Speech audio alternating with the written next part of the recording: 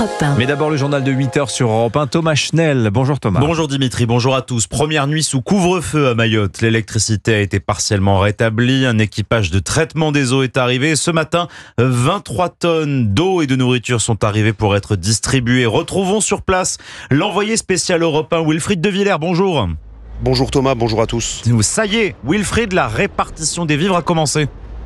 Oui, de l'eau et de la nourriture. Alors que depuis le passage du cyclone samedi, plusieurs habitants, en particulier dans les bidonvilles, dans les quartiers populaires, me décrivent une pénurie générale et une inquiétude grandissante de famine. Alors cette aide alimentaire est plus que bienvenue. Depuis lundi, ce sont 20 tonnes d'eau potable et des vivres qui arrivent quotidiennement à Mayotte via le pont aérien organisé depuis l'île de la Réunion. Au total, 120 tonnes devraient être distribuées aujourd'hui dans la plupart des communes de l'archipel. Ce matin, dans le quartier où je suis actuellement à Mamoudzou, la capitale mahoraise, le supermarché a rouvert ses portes. C'est le cas de la plupart des grandes et moyennes surfaces en état de fonctionner aujourd'hui. Et déjà, une file d'attente se forme principalement pour acheter de l'eau alors que le réseau d'eau courante est toujours coupé ici. Et justement, Wilfried de Villers, hier vous avez rencontré ces sinistrés qui manquent de tout, mais tentent de reconstruire des abris de fortune dans le quartier L'Abattoir, dans le bidonville de Sétam. Au milieu des débris, une fillette s'abrite comme elle peut du soleil sous un long panneau de bois. C'est ici, sur ce terrain presque nu, que se trouvait sa maison avant le passage du cyclone. Sa mère, Touarati, raconte. Le vent nous a tout pris, il a emporté notre maison. On n'a plus rien, les lits sont cassés, les canapés envolés. Le tas là-bas, c'est tout ce qu'il nous reste. Quelques vêtements, de quoi cuisiner, des jouets pour enfants et 2 matelas. La maman passe du shimaoré au français. On dort là avec mes enfants, on met le matelas, après on dort dehors comme ça, mais on n'a pas de matériel. Alors Touarati veut aller vite pour reconstruire même un abri de fortune. Mohamed lui prête main forte. Lui a plus de chance, il a trouvé refuge dans l'une des rares maisons du quartier encore debout. Soudain, son regard s'assombrit, il repense au cyclone. Et le moment qu'ils ont commencé les rafales, je suis rentré dans la voisine, là. C'est une maison en béton là. C'était vraiment catastrophe là. C'est horrible. Quand tu vois comme ça, tu vas mourir avec la famille comme ça. Ça n'était pas facile. Nous sommes en vie quand même. C'est l'essentiel. Ce qui reste là, c'est après. Le reste, c'est de l'eau potable, des vivres et de l'électricité que tout le quartier attend avec impatience. Voilà le reportage à Mamoudzou de l'envoyé spécial d'Europe 1, Wilfried de Villers à Mayotte. Il fait partie des vraiment rares journalistes qui sont parvenus à atteindre Mayotte depuis l'Hexagone. La France qui tente aussi d'apporter la réponse aux ravages provoqués par le cyclone Chido. C'est ce qu'assure le ministre démissionnaire des Outre-mer, François-Noël Buffet, répondait aux questions d'Europe 1 en direct de la Réunion. C'est la base arrière des opérations de secours sur Mayotte.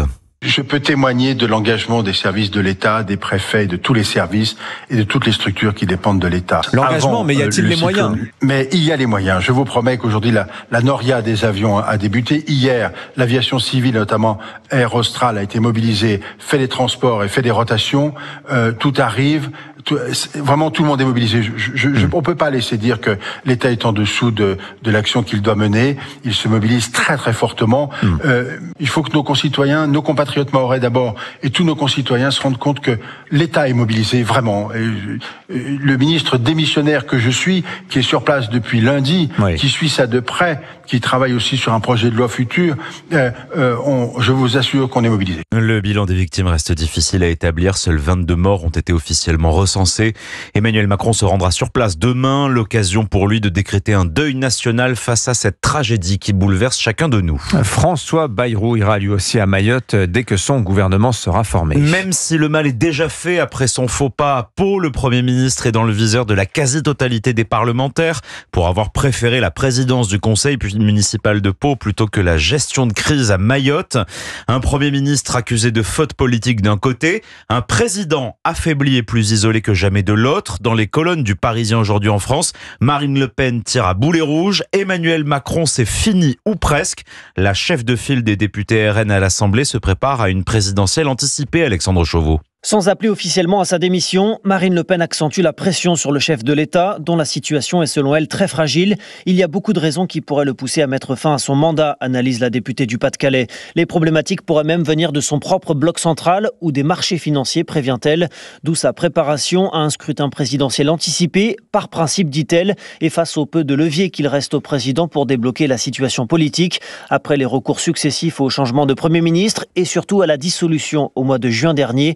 Mon propos n'a pas vocation à être cruel, c'est une réalité institutionnelle, se défend Marine Le Pen. La présidente des députés RN revient enfin sur les conditions de la nomination de François Bayrou à Matignon, au prix d'un bras de fer avec le président. Emmanuel Macron a même perdu son pouvoir de nomination du Premier ministre, tacle la triple candidate à la présidentielle. Une déclaration qui intervient alors qu'elle encourt une peine d'inéligibilité le 31 mars prochain dans le cadre de son procès. Le chef de l'État a rappelé, lui, après la censure de Michel Barnier, qu'il exercerait son mandat jusqu'à son terme. Vous écoutez Europe 1 matin, il est 8h07. Un adolescent est en garde à vue après la rixe mortelle devant le lycée Rodin à Paris hier matin. Interpellé dans l'enquête pour assassinat sur la mort d'un adolescent de 16 ans, tué à coups de couteau. C'est la 8e victime d'une rixe depuis le mois de mai, rien que dans le 13e arrondissement.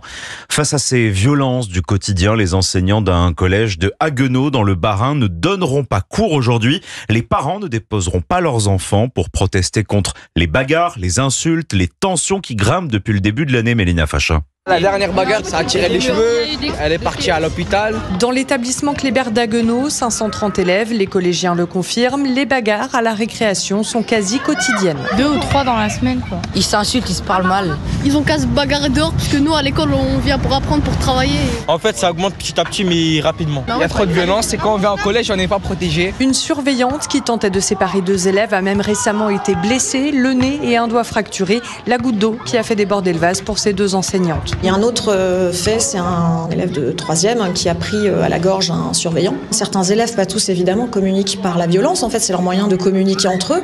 Donc un mot en trop, un regard de travers, ça suffit parfois. Les années précédentes, en moyenne, il y avait 3-4 conseils de discipline par an. Là, cette année, on en est au 8e depuis le mois de septembre. Donc là, en fait, c'est une sorte d'appel à l'aide. Les enseignants réclament notamment plus de moyens pour enrayer cette violence, voire l'inscription de leur établissement en REP, afin qu'il y ait moins d'élèves par classe. Haguenau, Mélina Fachin, Europe 1. Bon, les vacances scolaires, c'est dans 2 jours. Et cet après-midi, les terminales vont découvrir Parcoursup, la plateforme pour l'orientation post-bac. Mais pour le moment, il ne s'agit que de se renseigner sur les 24 000 formations disponibles. Allez les enfants, et puis peut-être vous-même, vous comptez les jours avant la venue du Père Noël. C'est dans 7 jours. Dernier jour donc pour remplir la hotte de cadeaux. Avis aux amateurs de BD. Connaissez-vous les secrets du tome culte Tintin au Congo? Les éditions Moulinsart dévoilent tous les secrets de fabrication sur le volume le plus controversé des aventures de Tintin, Sébastien Bordenave. Tintin est un miroir. Tintin n'était pas raciste, mais colonialiste comme tout le monde l'était à l'époque. Si je devais réécrire Tintin au Congo, cela serait très différent. Ces mots sont d'Hergé, prononcés à la RTBF en 1979. La vérité, c'est qu'après Tintin au pays des soviets, Hergé voulait envoyer son reporter aux États-Unis pour se moquer du camp d'en face, mais l'abbé Wallet, directeur du XXe siècle, préfère le Congo. De 1930 à 1931, Hergé publie à 23 ans cette aventure aux gags exotiques mais documentées. Dans Tintin au Congo, les coulisses d'une œuvre, on découvre les photos qui ont servi au dessinateur et des gags animaliers qu'il pique à Benjamin Rabier, un de ses maîtres. Jusqu'en 1975, Hergé va modifier son album de Tintin au Congo, notamment pour la version allemande où le rhinocéros échappera au tir de fusil de Tintin. Dans la version française, l'animal continuera de se faire exploser à la dynamite. Décidément, si Hergé est tout aussi passionnant que Tintin, la genèse de ses œuvres est aussi trépidante que les aventures de son célèbre reporter. Bon, on vous le rajoute à la liste du Père Noël, très volontiers. Belle idée de cadeau, ça. Merci beaucoup Thomas Schnell, c'était votre journée.